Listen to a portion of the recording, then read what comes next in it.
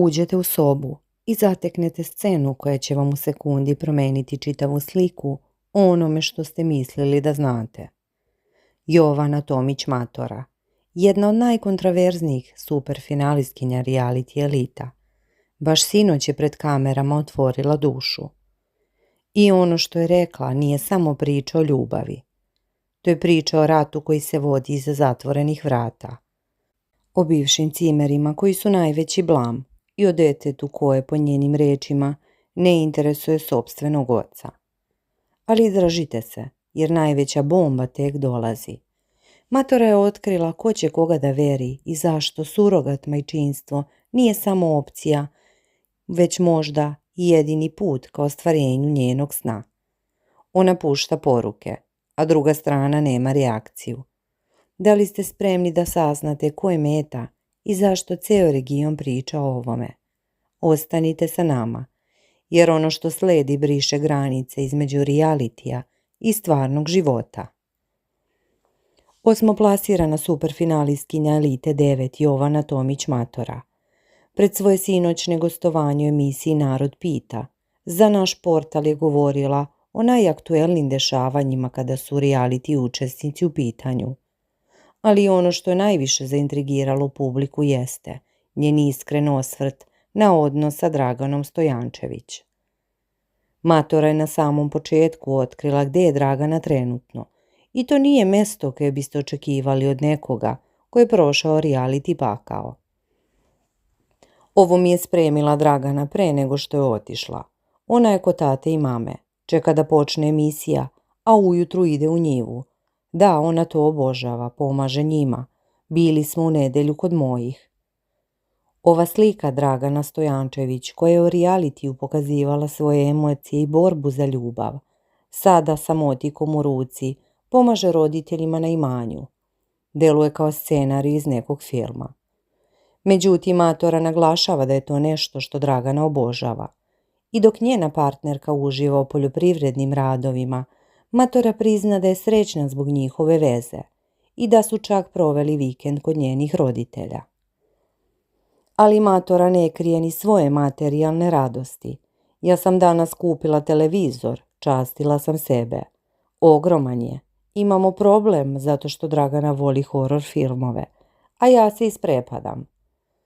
Ovaj mali ljudski detalj, njihova svakodnevnica, svađe oko toga će gledati na ogromnom ekranu. Pokazuje koliko su zapravo običan par, uprkos svim medijskim natpisima. Ako bi rešile probleme, Dragana ima svoj TV u sobi, a Matora u svojoj, milina kako kaže. Ono što je još važnije, Matora je uzela plac. Eto, srećna sam zbog toga. Gledamo sada sve za stan i za kuću kod mojih. Jesam, uzela sam plac, ali neću da žurim, jer uvek kada sam žurila i crljala, naravno da ću da uložim. Plan mi je da napravim vikendicu. To ću sve da uradim kako treba. Ovaj stav govori o zrelosti koja je možda proizašla iz svih prethodnih grešaka. Ne želi više da srlja. Želi da sve uradi kako treba. Jer ako već radim, hoću da uradim kako treba. Ono gde postaje ozbiljno jeste odnos sa Draganinom porodicom. Matora je otvoreno priznala.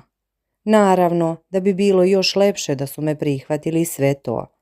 Ovaj mali dodatak i sve to krije čitavu oluju emocija.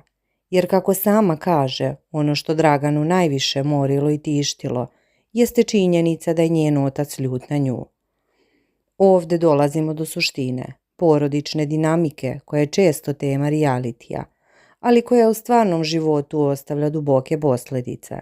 Matora ne ulazi u detalje zašto je otac ljut, ali naglašava da je bitno da je Dragana sada dobro, da ide tamo i da je ona meni srećna. Ova rečenica svedoči o zrelosti. Matora stavlja Draganinu sreću ispred sopstvenog bola zbog neprihvatanja. Da oni mene poštuju, ja njih, a sada... Ova nedovršena rečenica ostavlja prostor za mnoge spekulacije. Da li je porodica Stojančević jednostavno konzervativna i ne može da prihvati vezu dve žene? Da li postoji neki dublji razlog, možda vezan za način na koji su Matora i Dragana započeli vezu? Ili je pak reč o klasičnom sukobu oko toga ko je dovoljno dobar za njihovu ćerku? Dragana Stojančević se ranije pojavljivala u superfinalu Elite 9 i govorila o suočavanju sa roditeljima, što znači da je ova tema vukla koren iz prošlosti. Tada je, kako se navodi, ronila suze zbog porodične drame. Sada, međutim, deluje da je situacija smirenija. Dragana je kod roditelja, pomaže im, a Matora sa optimizmom gleda u budućnost. Možda je susret u nedelju kod Matorinih roditelja bio prvi korak ka pomirenju. Možda su obe strane shvatile da je ljubav važnija od predrasuda. Matora to ne potencira, ali suptilno nagoveštava. Bitno je da je sada dobro. I dok se ljubavna priča Matore i Dragane polako stabilizuje, druge priče unutar reality univerzuma i dalje gore. Matora iskoristila priliku da se osvrne na svoje bivše cimere, Aneli Ahmić i Jasmina Durđića. I ovdje nije štedela reči. Naime, pre nekoliko dana u emisiji Narod pita Luka Vujović je šokirao javnost kada je pustio glasovnu poruku u kojoj je snimio svoju bivšu verenicu Aneli Ahmić kako blati svoju rođenu sestru Situ Ahmić. Matora je komentarišući ovaj skandal rekla: "Otišla sam sa drugaricom na pivce u kraju. Baš sam ušla kada je Luka puštao onu glasovnu poruku. Aneli boli uvo, ona kao nema reakciju." Ovo je ključni moment. Ona pušta poruke, a Aneli nema reakciju. Matora dalje razvija svoju kritiku. Svesna je, ali mi ne deluje kao da ima blama i srama. Ne deluje mi zabrinuto, što je njen bivši verenik što je snimao šta priča o svojoj sestri. I onda dolazi udarac. Čim ti možeš da legneš u onaj hotel i sve, ona i Jasmin su dva najveća blama.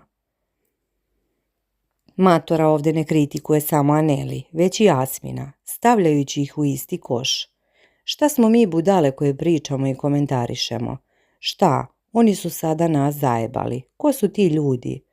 Ova reakcija pokazuje koliko je Matora lično pogođena ponašanje svojih bivših cimera. Ona kao da govori: mi smo verovali u njihovu priču, a oni su nas sve nasamarili. Aneli je ranije tvrdila da Asminu neće braniti da viđa ćerku Noru, ali da sumnja u njegovu posvećenost. Matora sada to potvrđuje. Asmi neće ići kod Nore, definitivno ne. Ona objašnjava da je pokušala da mu objasni situaciju, da treba da bude tu za dete, a on ne želi ni da čuje. Ono što posebno intrigira jeste Matorino otkriće o Asminovom samopouzdanju, ili tačnije njegovom nedostatku istog. On kaže sam da je loš čovek. Matora ovo koristi kao argument. Hajde onda se potrudi da budeš malo bolji. Ovaj poziv na promjenu zvuči kao vapaj osobe koja je videla dno, a onda se digla. Matora je svesna sopstvenih grešaka. I ja sam uradila pa me grize savest. Ona očekuje isto od Asmina. Međutim, čini se da Asmin ne pokazuje istu vrstu samokritike. Umesto toga on se ograđuje rečima: ja sam loš za sebe i svoju porodicu. Matora međutim dodaje: ja se makar trudim da budem bolja. Ova kontrastna slika, Matora koja se trudi i Jasmin koji odustaje od sebe, možda je najveća tragedija cijele priče. Posebno je potresno Matorino zapažanje o budućnosti. Biće svesni tek kad Nora odraste, pa kad bude vidjela i rekla: čekaj tata, tražio si DNK, moj na. Ova rečenica, jako nedovršena, sugeriše da Asmin možda tražio DNK da bi potvrdio očinstvo, što dodatno komplikuje već i onako tešku situaciju. Aneli je ranije govorila da je Asminu sve preče nego Nora, a Matora sada potvrđuje da se to nije promenilo. I dok se Aneli i Jasmin bore sa svojim demonima, Matora razmišlja o budućnosti. I to ne bilo kakvoj budućnosti. Naslovi odjekuju: želim da me Dragana veri, neću ja nju. Ova izjava je postala hit na društvenim mrežama. Rekla sam Dragani da ima soluciju da mene veri ako hoće, ja neću. Uvek se nešto izjalovi kada to pomislim. Ova izjava otvara mnoga pitanja. Zašto Matora ne želi da veri Draganu? Da li je to zbog nekih unutrašnjih strahova, nesigurnosti ili možda zbog toga što želi da bude ta koja će nositi venčanicu? Pa i da nosim venčanicu, što da ne, nek ide život. Matora želi venčanicu, želi taj trenutak, ali ne želi da žuri, jer je naučila da srljanje nikada ne donosi dobro. Pored venčanja Matora otvorila temu majčinstva. Ja želim da postanem roditelj, to stoji. Međutim, postoji prepreka. Želim da postane roditelj, ali tek kada obezbedi sigurne prihode. Ovo je pragmatičan pristup koji pokazuje da je Matora svesna odgovornosti koja dolazi sa roditeljstvom. Ona je ranije govorila da neće više ulaziti u reality ako ostane trudna, što sugeriše da je razmišljala o različitim opcijama za ostvarenje svog sna. Surogat majčinstvo se pominje kao jedna od opcija. Iako Matora nije ulazila u detalje o tome kako bi to tačno izgledalo, da li bi koristile surogat majku, da li bi Matora ili Dragana bile biološka majka. Ovo pitanje ostaje otvoreno, ali Matora je jasno stavila do znanja. Majčinstvo je njen cilj, ali ne po svaku cenu. Matora nije propustila da prokomentariše i druge reality veze koje su nedavno pukle. Mogli ste da idete u hotel, tada niste mislili na porodice. Sada, ništa im više ne verujem. Ova izjava je direktan udarac na one koji su koristili reality da promovišu svoje veze, a onda se rastali čim su kamere ugašene. Ove reality veze što sada pucaju, to nisu ni bile veze. Matora ovdje povlači jasnu liniju.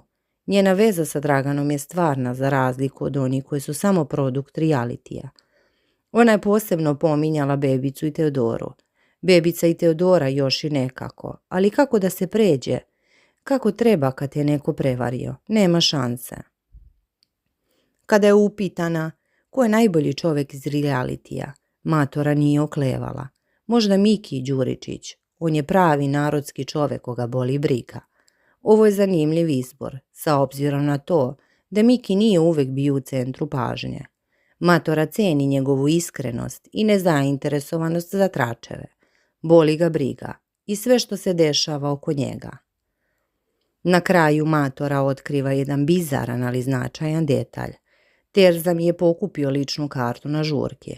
Sutra treba da mi da pa da odjavim Asmina sa svoje adrese. Ovo sugeriše da Asmin Durđić bio prijavljen na Matorinoj adresi, a ona sada želi da ga odjavi. Ovaj potez simbolično označava kraj svake veze između njih. Matora više ne želi da ima ikakve veze sa Asminom, čak ni administrativne. Dolazim iz ljubavnog gnezda, da. Ovim rečima Matora završava svoj iskaz. Iako postoje problemi sa porodicom, iako su bivši cimeri najveći blam, Matora deluje srećno i ispunjeno. Kupila je plac, planira vikendicu, uživa u novom televizoru i što je najvažnije, ima ljubav koja čini srećnom. Neću da žurim, lepo mi je. Možda je ovo najvažnija poruka koju Matora šalje svojoj publici. Nakon svih uspona i padova, nakon realitija, nakon porodične drame i javnih sukoba, Matora je konačno pronašla mir. I taj mir ne želi da naruši žurbom. Šta vi mislite? Da li je Matora u pravu kada kaže da Asmina Nora ne interesuje? I da li verujete da će Dragana zaprositi Matoru pre nego što Matora zaprosi nju? Pišite nam u komentarima. Lajkujte ovaj video ako želite da pratimo ovu priču do kraja. I podelite sa prijateljima koji prate reality dramu.